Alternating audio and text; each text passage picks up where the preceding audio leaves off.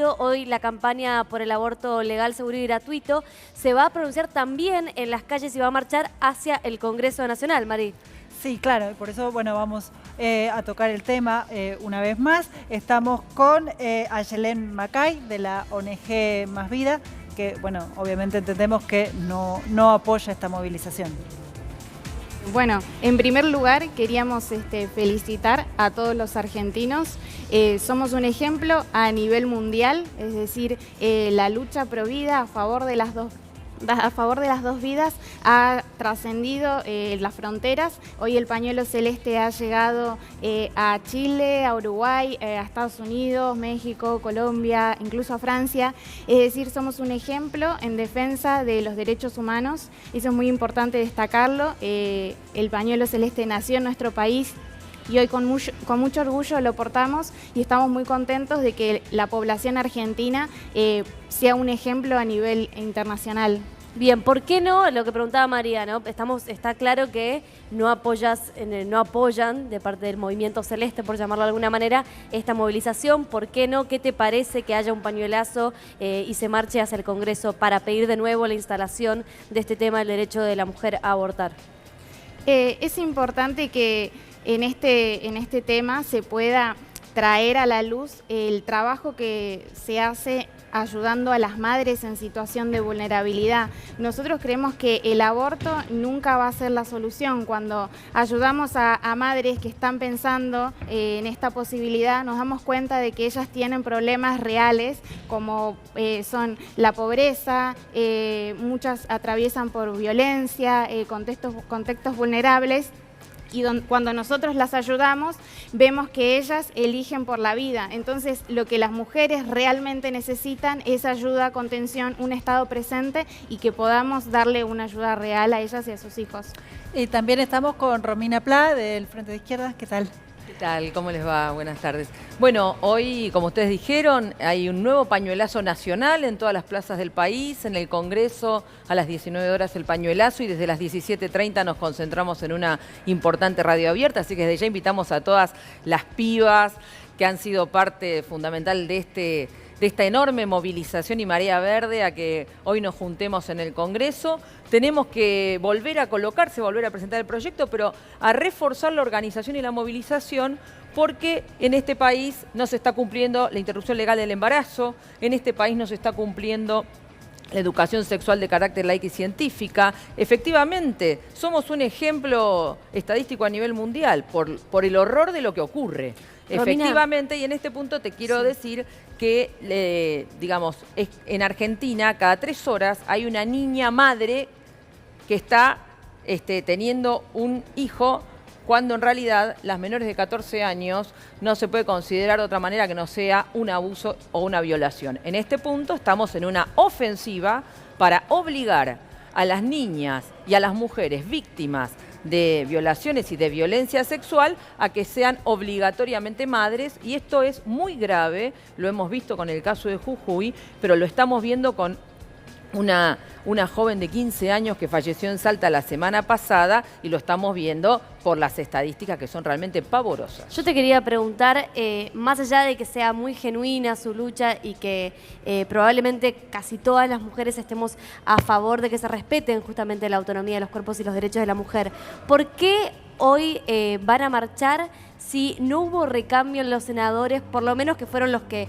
más se inclinaron hacia el no? Digamos, ¿qué podría cambiar este año en el pensamiento de aquellos que deben sancionar o no esta ley? Bueno, en primer lugar, que el reclamo por el derecho a la decisión sobre el propio cuerpo de las personas gestantes, la lucha contra la violencia hacia la mujer, el reclamo no solo del aborto legal, seguro y gratuito, sino también de la anticoncepción como un derecho real en todo el país, de la educación sexual de carácter laica y científica y por los derechos de la mujer. Es una lucha que lleva décadas, por no decir siglos, o sea que de ninguna manera está atada al trámite legislativo. En ese punto venimos justamente de un crecimiento de la organización a la vez que vemos una ofensiva para reforzar el intento de disciplinamiento de la mujer a partir justamente de las complicidades de los partidos patronales, los bloques mayoritarios del Senado, por ejemplo, con las iglesias para frenar un derecho, mientras el aborto continúa, porque el aborto clandestino sigue vivito y coleando, Claro. garantizando los negocios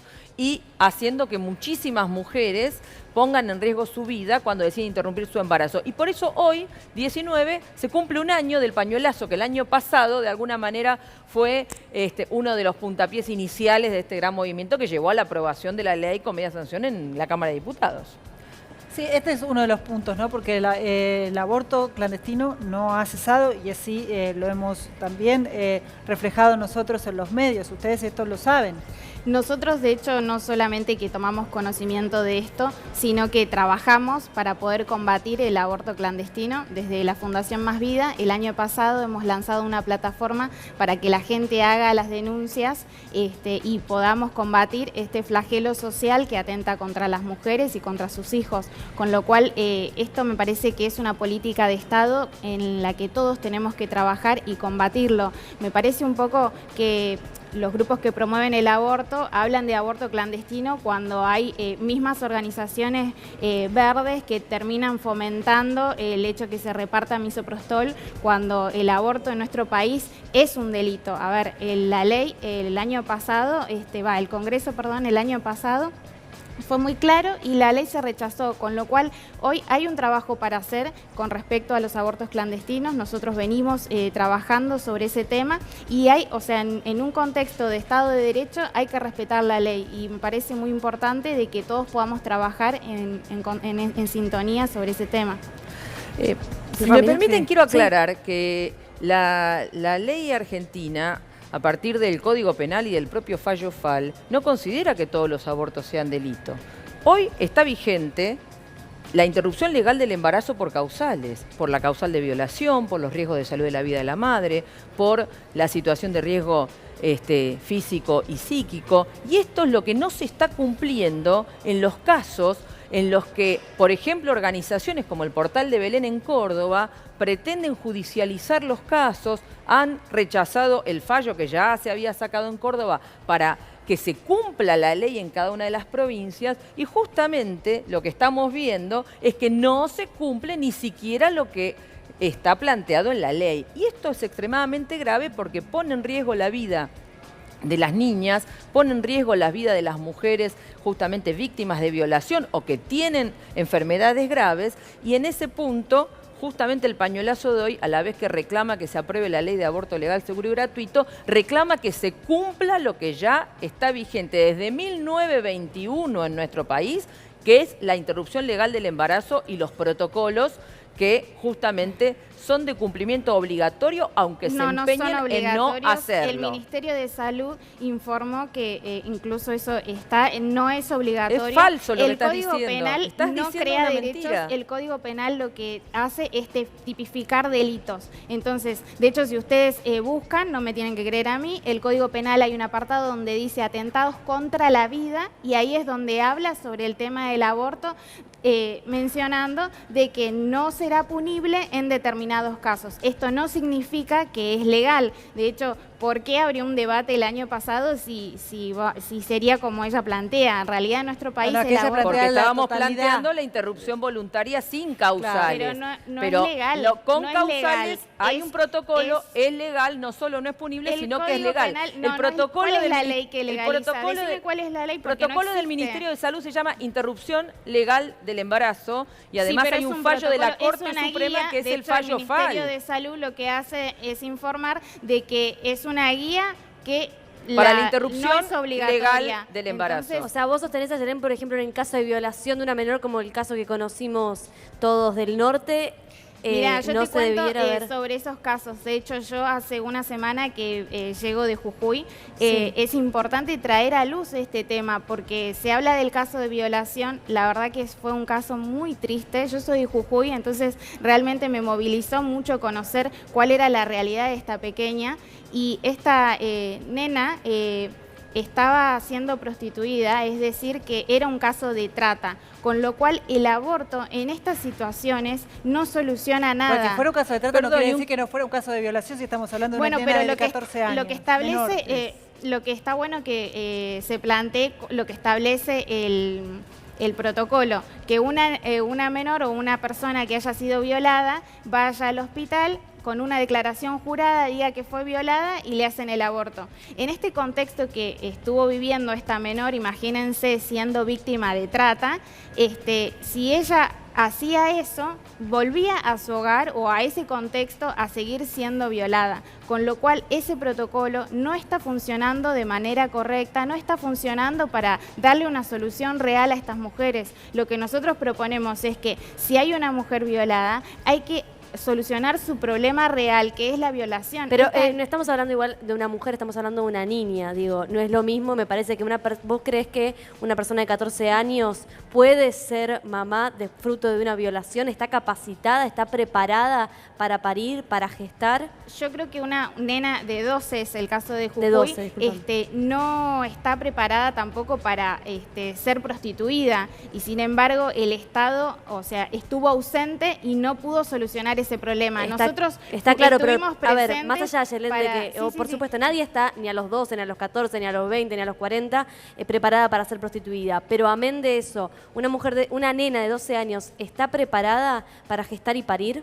Lo que nosotros planteamos es que a esas niñas y a las mujeres en general le tenemos que dar respuestas sólidas, respuestas concretas y que las ayuden realmente. A esa nena lo que necesitaba era una ayuda real y un Estado presente, que la saque de ese contexto y que pueda tener una vida plena y normal y no vivir bajo esta situación y esta violencia que estaba sufriendo. Con lo cual, de hecho, nosotros nos presentamos para que se investigue y se pueda encerrar a los culpables. Incluso fue la madre la que la prostituía y la llevó a pedir el aborto, con lo cual el aborto en estas situaciones termina tapando y siendo cómplice de, en este caso, que fue una nena que era víctima de trata. Romina. Bueno, mira, ni siquiera todo esto que Ayelén está mencionando está aprobado ni afirmado, pero sí, si de hecho escuchamos está bien el discurso de y Ayelén, de la madre. la justificación es que las niñas El testimonio violadas deben cosa, ser madres y deben parir a como sea. Un segundo, Romina, sí, María. No, que quería aclarar una cosa, el testimonio del violador no es palabra santa, es un imputado que puede decir lo que quiere y puede mentir. Por eso, obvio, pero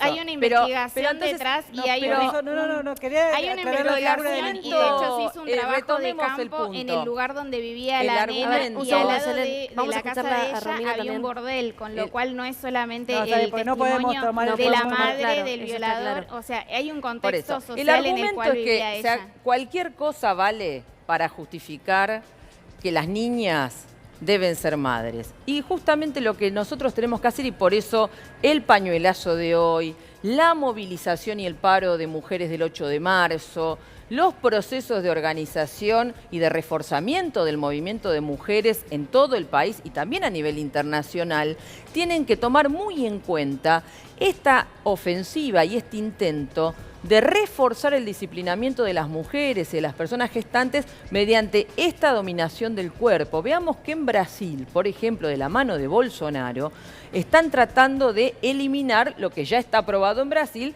que es el aborto por causales. Entonces, es efectivamente una tendencia mundial a tratar de sojuzgar a las mujeres a contramano justamente de los avances científicos, a contramano de las posibilidades de que con una educación sexual de carácter laica y científica efectivamente se eviten los embarazos precoces, se eviten, por supuesto, digamos, haya herramientas para poder evitar las situaciones de abuso, que con la anticoncepción podamos evitar los embarazos que no estaban planificados o previstos y por lo tanto que sea la menor cantidad de mujeres o de personas gestantes que deban apelar a una interrupción de un embarazo, porque justamente si se aplica toda la batería de medidas, por eso el lema del movimiento de mujeres es educación sexual para decidir, anticonceptivos para no abortar y aborto legal, seguro y gratuito para no morir. O sea,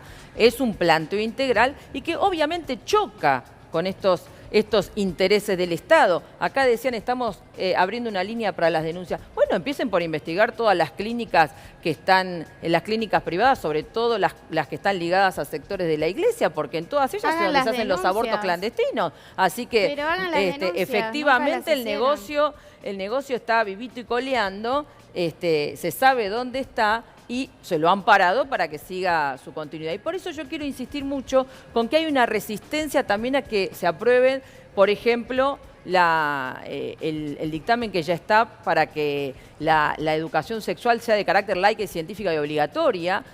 Hay dictamen, está en condiciones de llevarse a la Cámara, pero no lo quieren llevar porque todos los bloques, no solo Cambiemos, sino distintos sectores del PJ, tienen acuerdos justamente con las iglesias de cara al proceso electoral que se viene. Y no hay ninguna justificación para que los derechos de las niñas, de las mujeres, de las personas gestantes sean sometidos a ningún tipo de entelequia, sometiéndose a los reclamos de las iglesias como garante de contención social.